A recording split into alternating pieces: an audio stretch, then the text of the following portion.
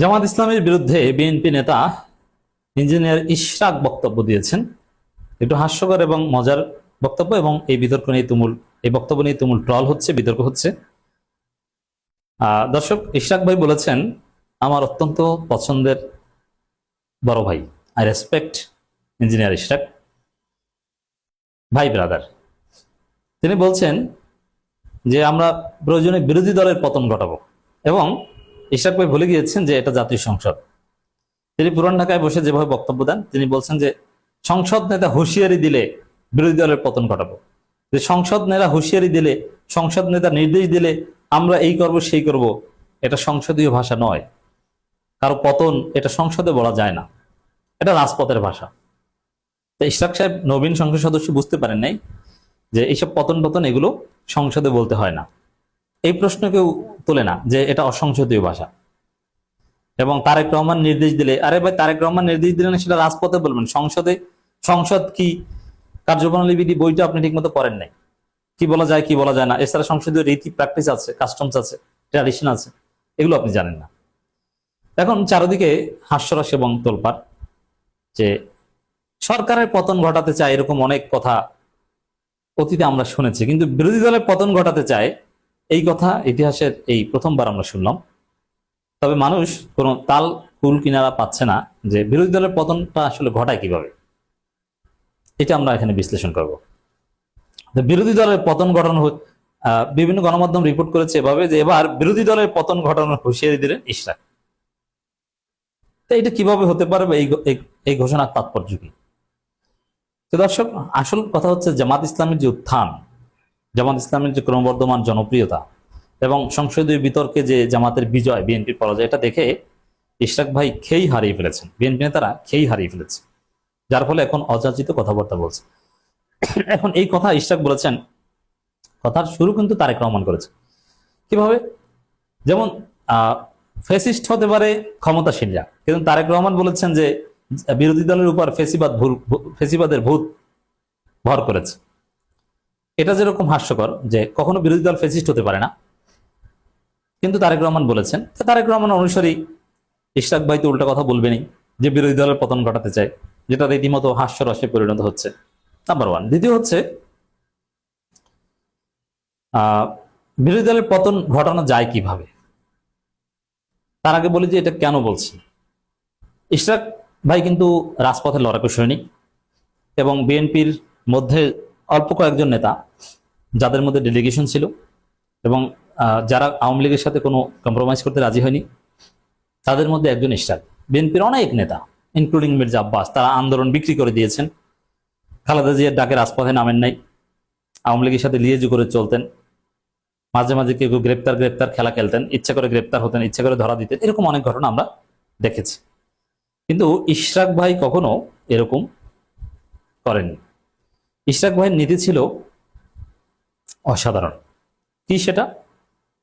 যে no compromise, আন্দোলন করব বাঁচি আর মরি। যেহেতু তার স্ত্রী ছিল না, অতএব তার কোনো পিছু টান ছিল না। তিনি সত্যিকার অর্থে একজন আবশ্যীন ব্যক্তি ছিলেন, মোহাম্মদ ইশরাক। দর্শক, এই জায়গায়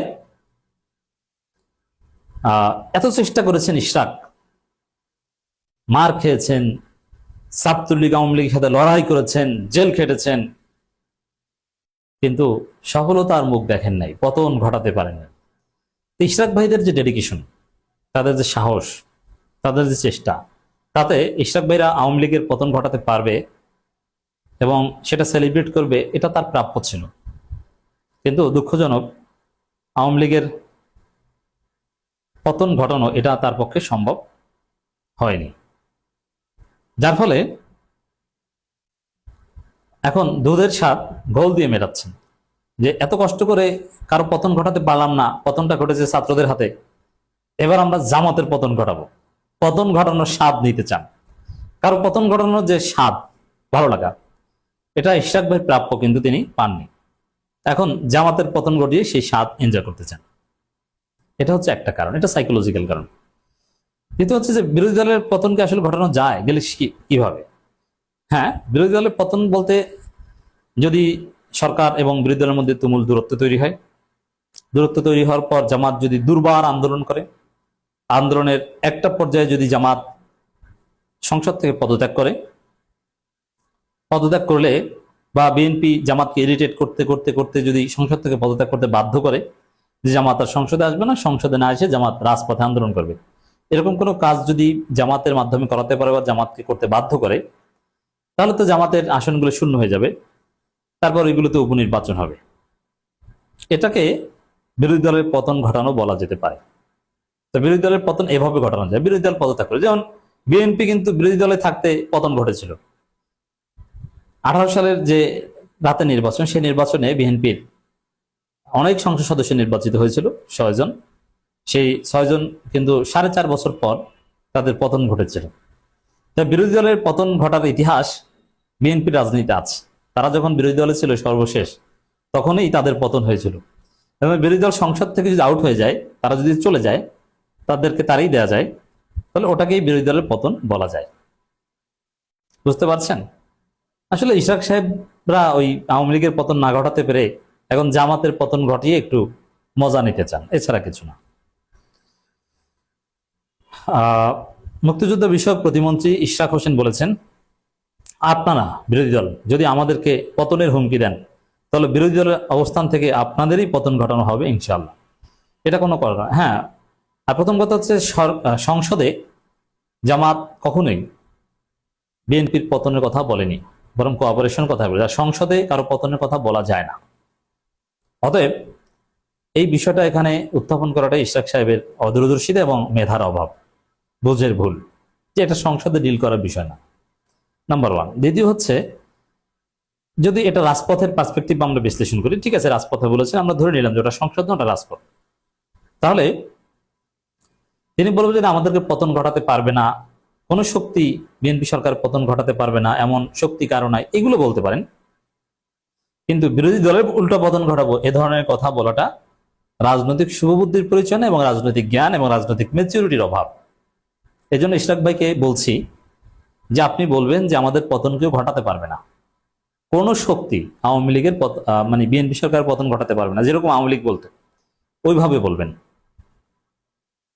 ইশরাক বলেন, এই সরকার 2008 সালের নির্বাচনের মাধ্যমে ক্ষমতায় আসেনি, 14 বা 18 কিংবা 24-এর পূর্ববর্তী সরকার মতো নির্বাচনের মাধ্যমে আসেনি। আমরা জনগণের সরাসরি ভোটের মাধ্যমে ম্যান্ডেট পেয়ে এই সংসদে এসেছি। এই কথারও কোনো লিগ্যাল ভ্যালু নেই। নির্বাচিত সরকার হিসেবে 8 সালের আওয়ামী লীগ সরকারও যা, 14 সালের আওয়ামী লীগ সরকারও যা, 18 সালের আওয়ামী লীগ সরকারও যা, এই সরকারও তা। নির্বাচন ত্রুটি বিচ্যুতি এটা আলাদা ব্যাপার, আর সরকারের মর্যাদা আলাদা ব্যাপার। নির্বাচিত সরকার হিসেবে এই সরকারের মার্ক বেশি আর ওই আওয়ামী লীগ সরকার মার্ক কম, এমন কোনো কথা নেই। নির্বাচনে যতই কারচুপি হোক, নির্বাচিত সরকার যদি বিরোধী দল মেনে নেয়, সবাই মেনে নেয়, তাহলে ফলাফল একই। অতএব এটা কোনো কথা না। তো ইশরাক ভাই আসলে বিএনপি ক্ষমতা আসার পর বিএনপির রাজনীতি নাই, এই জন্য দেখবেন যে মাঠে ময়দানে মানে বিএনপি আসলে সরকারে বিলীন হয়ে গেছে, যেমন গণ অধিকার পরিষদ বিলীন হয়ে গেছে।